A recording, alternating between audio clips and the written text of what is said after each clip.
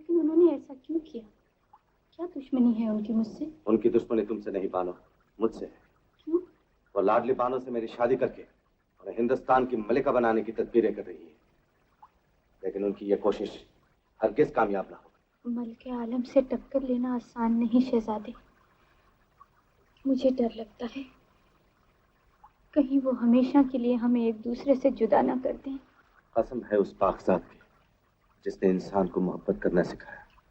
बानो, हम इसी तरह मिलेंगे, इसी जगह मिलेंगे और हमेशा मिलते रहेंगे। शहजादे, आओ दुख दर्द की बातों को भूल जाएं और मसरतों की इस रंगीन रात के दामन में अपनी मुस्कुराहटों के सितारे टांप दें। ये चमकता हुआ चांद, ये चमनसार, ये जमुना का किनारा, कितना हसीन समा है, कितनी खूबसूरत जगह है ये। शहजादे, मैं मर जाऊं तो मेरी तुर्बत यहीं बनाइएगा। ऐसा न कहो बानो, यहाँ हमारी मोहब्बत की यादगार एक ऐसा महल बनेगा जिसकी मिसाल सारी दुनिया में न होगी। हाँ, संगे मरमर का तराशा हुआ एक खूबसूरत फूल जिसमें हमारी मोहब्बत की खुशबू रची होगी, जो ऐसी चांदनी रात में हमारी मोहब्बत की तरह जवान होगा और आसमान के चांद को अपने हुस्न का आईना दिखाएगा। वादा करो शहजादे, ये महल बनाओगे ना? उसकी बुनियाद अभी से पड़ चुकी है बानो। वो महल हमारे दिलों में तामीर हो रहा है और एक दिन हम उसे अपने दिल से निकालकर जमुना के किनारे रख देंगे। फिर सारी दुनिया हमारी मोहब्बत के नूर से जगमगा उठेगी। शहजादे, बानो,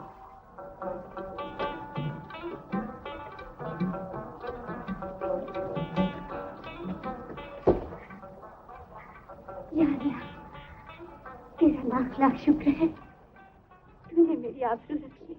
अर्जुमन,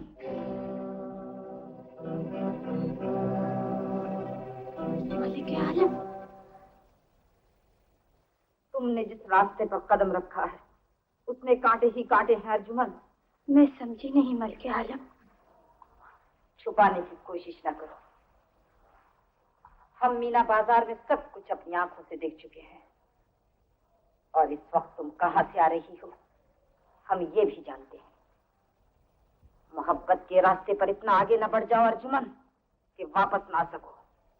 इस रास्ते पर चलने वाले वापस नहीं आया करते मलिके आलम। गुस्ताख लड़की, अपनी औकात न भूल। हमारा रास्ता छोड़ने की कीमत मांग, हम तुझे सब कुछ दे सकते हैं। आप मुझे क्या देंगी मलिके आलम?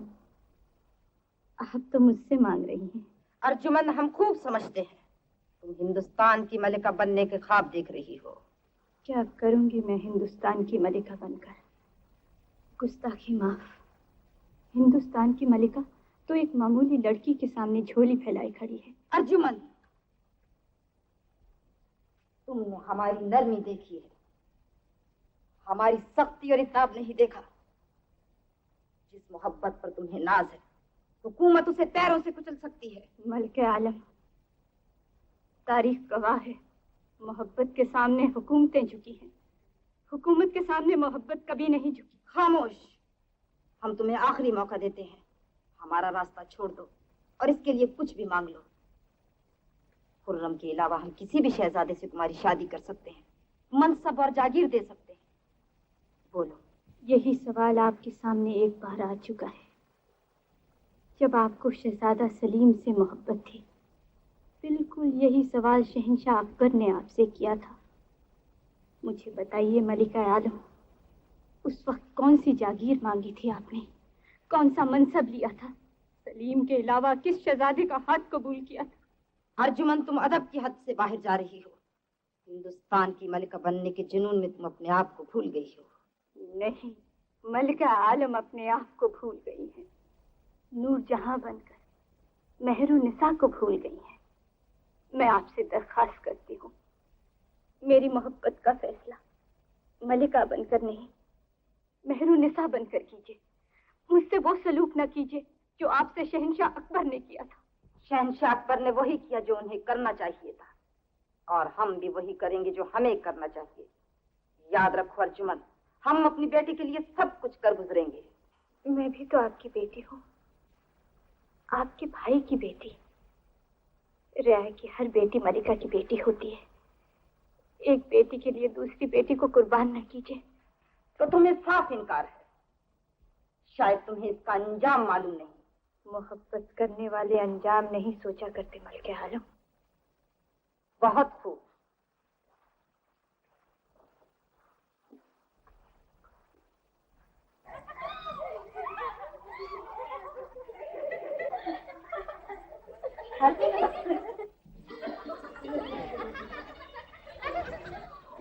आज खास महल में ये रौनक की। लाडली बानो ने अपनी सालगिरह की खुशी में आज शाम को एक बेगमाती मुशायरे का एहतमाम किया है। बहुत खूब। शहजादा खुर्रम इसमें खास तौर पर मदऊ है।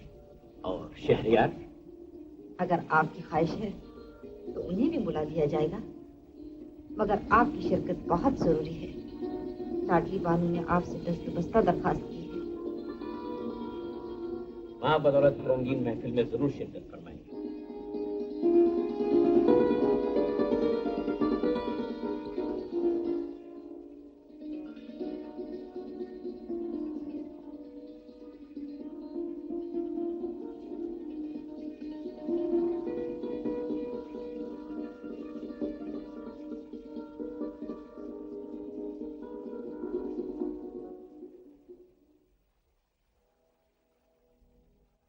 मुशायरे का आगाज किया जाए। कौन है ये बेअदब? कनीज़ो। बेअदब जरूर है, लेकिन शेर अच्छा कहा है। खातून आगे आओ।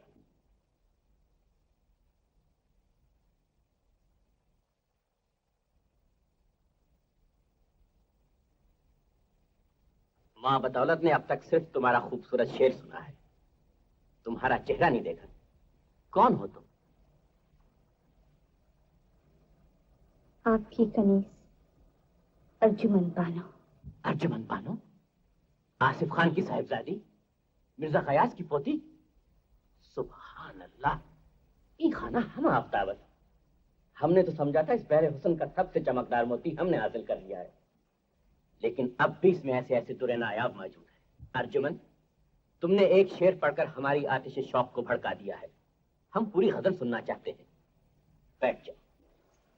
जो हुक्म आली जान।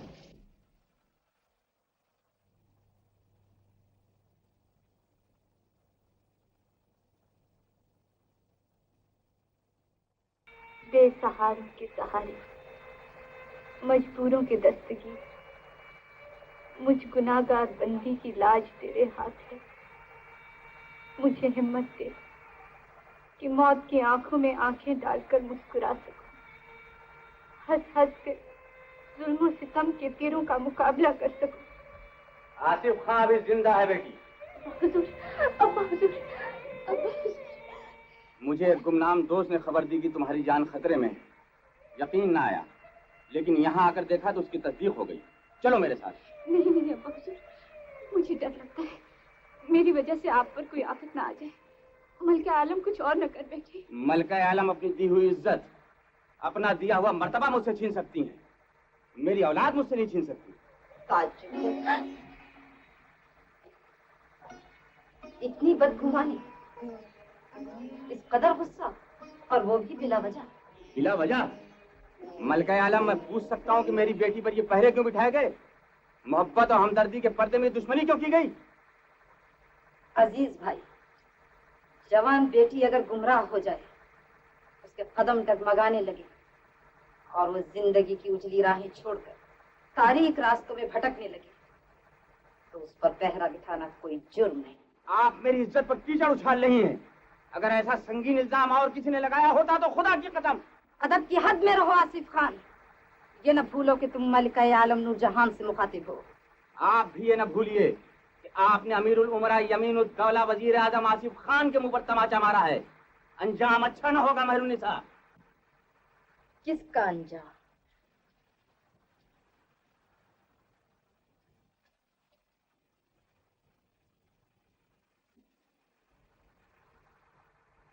मलका आलम।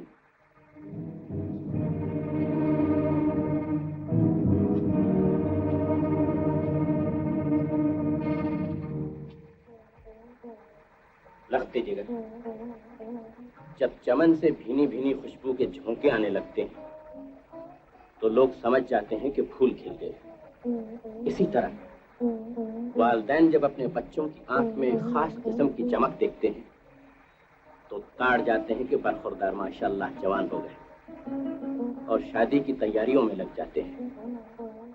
चुनांचे मलिका आलम ने एक तजवीज पेश की जिसको हमारी ताईद हासिल है। हम समझते हैं कि लाडली बानो का इंतखाब तुम्हारे लिए मुनासिब रहेगा। आलम बना, गुस्ताखी ना हो तो कुछ अर्ज करो। जरूर, हम तुम्हारी राय जानना चाहते हैं। आलम बना, जब आपने बेटे की आंख में खास किस्म की चमक देखी तो ये भी जरूर देखा होगा कि वो चमक आई कहां से, कौन सा तारा आसमान से उतरा और मेरी आंखों में समा गया। खुर्रम, रात मुशायरे में हमने चंद गुस्ताखियां देखी, जवानी की शौक और बेबाक गुस्ताखियां। एक शहंशाह ने आदाब शाही की तौहीन समझकर सख्त से सख्त सजा दे सकता था, मगर एक बेपनाह मोहब्बत करने वाला बाप अपने लाडले बेटे को माफ करता है। बेजा मुदाखलत के लिए माफी चाहती हूँ। बेगम, बाप बेटे में क्या राज़ो न्याज हो रहे हैं? खुर्रम, तुम जा सकते।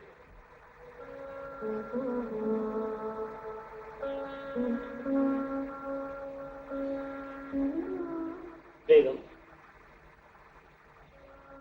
हमने आपकी तजवीज खुर्रम के सामने रखी।